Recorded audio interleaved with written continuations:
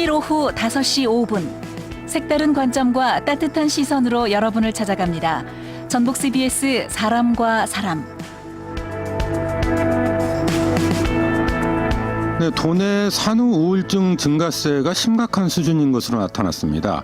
지난 2년 동안 전북 지역에서 산후 우울증 고위험군으로 판정된 산모수가 2배 가까이 늘었는데요. 사회적 관심이 낮아서 치료는 거의 이루어지지 않는다고 하네요. 박슬기 산부인과 전문의 연결해서 자세한 이야기 나눠보겠습니다. 선생님 안녕하세요. 네, 안녕하세요. 자, 산후 우울증 이게 정확히 어떤 상태일까요?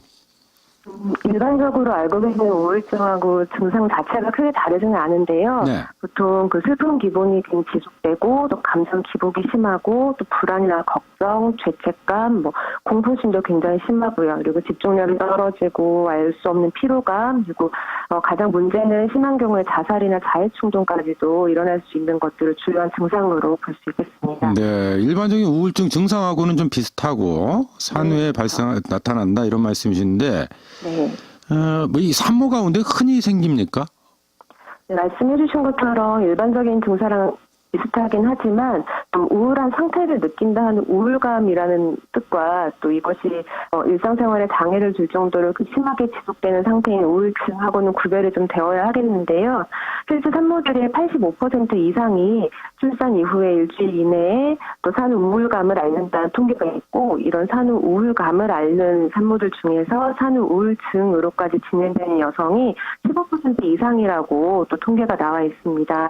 하지만 산후 우울증에 대해서 우리 사회 관심도가 워낙에 낮고 또 원래 엄마들은 좀 그런 거 아니냐 당연한 증상으로 여겨지는 경우가 대부분이어서 이런 것들을 알아차리고 진단이나 상담으로 연결되는 도움을 받을 수 있는 여성은 3% 미만에 불과한 것으로 알려져 있고요.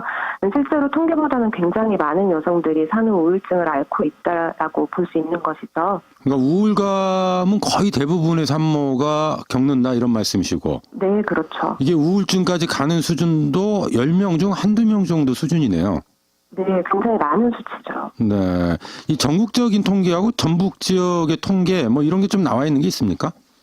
최근에 보건복지부 자료에 의하면 보건소를 찾아와서 산후 우울증 선별 검사를 받은 산모를 대상으로 했는데요.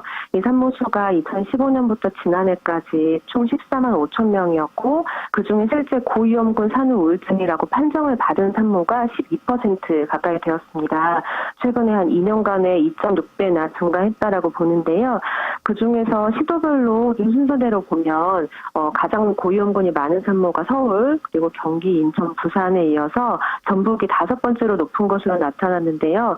사실 앞서 말씀드린 수도권 지역, 또 부산 지역에 이어서 또 인구 밀도에 비해서 산모수도 많다라고 할 수 있는데, 그 이어서 전북이 5번째라고 하는 것은 굉장히 전북이 이런 지원에 있어서 사각지대가 아닌가 좀 위험한 마음이 좀 드는 게 있고요. 네. 전북에서만도 우울감을 앓는 산모 8명 중에서 1명이 고위험군이라고 집계가 되었기 때문에 굉장히 좀 안타까운 부분이죠. 말씀드린 것처럼 이 통계 자체가 내가 위험하다라고 느껴서 스스로 보건소에 상담을 위해서 찾아간 경우만 집계가 된 것이기 때문에 실제 위험군은 굉장히 많을 것으로 생각이 되고 있습니다. 지금 고위험군이라고 표현을 해주셨잖아요. 네. 그럼 어떤 경우를 고위험군으로 분류를 하는 건가요? 일반적으로 경미한 우울증에 비해서 장기간 동안 이런 스트레스와 우울증이 지속되는 상태라고 할 수 있겠는데요. 우울증에서 고위험이라고 표현을 할 때는 보통 입원 치료를 포함해서 적극적인 치료가 필요한 상태, 그리고 특히 자살이나 자해 가능성이 있는 경우라고 생각할 수 있겠습니다. 네, 상당히 심각한 상태에 놓여 있는 그런 분들이 많으시다 이런 뜻인데, 네. 그러면 산모들이 왜 이렇게 우울감이나 우울증에 빠질까요? 그 원인은 어디에 있습니까? 일반적으로 말할 때는 임신과 출산이 굉장히 급격하게 호르몬 변화를 야기하기 때문에 이런 것들이 영향이 있을 수 있겠다 하는 것과, 또 출산이 워낙에 고통스럽고 또 이후에 이어진 양육의 부담 같은 것들이 원인으로 좀 지적은 되고 있고요. 최근에 좀 증가하는 추세에 관해서는 고령 임신이나 난임 등이 증가하고 있기 때문에 영향을 좀 미칠 것이다라고 이야기는 되고 있지만요. 사실 보다 근본적인 것으로는 출산이나 양육에 따라서 모든 책임을 여성들이 떠안게 되는 이런 사회 시스템에 문제가 있지 않나라는 생각이 좀 들어요. 네. 여성들은 임신을 하게 되는 순간 정말 많은 것들을 떠안게 되잖아요. 그래서 그렇죠, 그렇죠. 신체적인 네. 변화나 고통을 뭐 말할 것도 없지만 기존에 누렸던 그 일상 자체가 사라지는 경험들을 다들 하게 되는 것이고, 또 육아를 해보신 분들은 다 공감하시겠지만 일단 마음 편하게 먹는 거, 자는 거 자체가 불가능한 생활의 산후에 바로 이어지게 되고요. 기존에 쌓았던 뭐 경단력, 경력 단절 말씀하시지만 내 모든 사회적 경력이나 사회 된절이 단절되고 어떤 혼자 고립되는 상황, 그리고 내 존재가 아니라 오직 내 아이 엄마로서만 존재하게 되면서 내 존재감을 점점 잃어가는 경험들을 하게 되는데, 사실 이것은 굉장히 심각한 박탈감이고, 그리고 내가 다시 사회의 구성원이 될 수 있을까라는 불안과 공포심으로 작용할 수 있는 것이죠. 실제로 내 인생이 끝난 것 같다라는 말씀을 정말 많이 하시고요. 네. 그래서 실제 통계에서도 독박 육아로 내 혼자 육아 책임을 지거나 아니면 내 주변에 이런 것들을 의지하고 지지할 수 있는 사람들이 없을 때 산후 우울증의 어떤 강도나 빈도가 훨씬 높아진다라는 통계 수치도 있습니다. 네. 이 고립감이나 박탈감 이런 부분들은 뭐 사회적 문제로 함께 바라봐야 되는 부분이 아닌가 이런 생각도 드는데. 네, 그렇죠. 근데 이게 치료를 이제 받으시면 또 모르는데 이 치료를 안 받고 방치하시는 경우도 좀 많으시다고 들었어요. 치료를 네. 받으시면 그 일반적인 우울증하고 비교했을 때 굉장히 더 빠른 속도로 회복이 된다라고 알려져 있고요.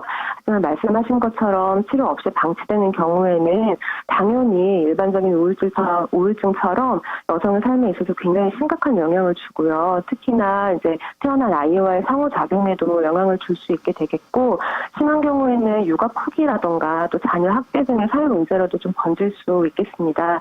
그리고 일본 교육부에서 나타난 통계로는 아동학대로 인한 사망 원인 중에 4.4%가 어머니의 산후 우울증이 원인이었다라는 통계도 있었고요. 네. 사실 더 우려가 되는 부분은 무엇보다도 여성 자신의 생명과 그리고 아이의 안전까지도 위험에 처하는 상황이 발생할 수 있는데, 기억들 많이 하시겠지만 사실 올해 4월에서 저희 전주에서도 굉장히 안타까운 사건이 있었죠. 그 30대 산모가 생후 7개월 된 딸과 함께 숨진 채 발견이 됐었고, 우울증의 원인으로 지목이 됐었고요.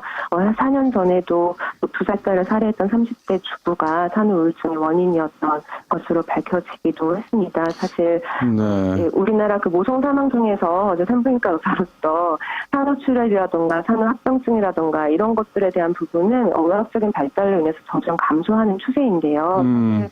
자살로 인한 모성 사망 소식이 점점 늘고 있다는 것이 정말 가슴 아픈 일이고요.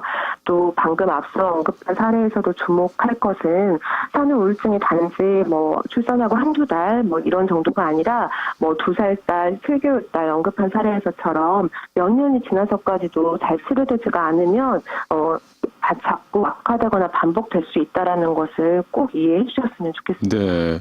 그러니까 문제는 그렇다면 왜 이렇게 지금 치료 방치가 될까?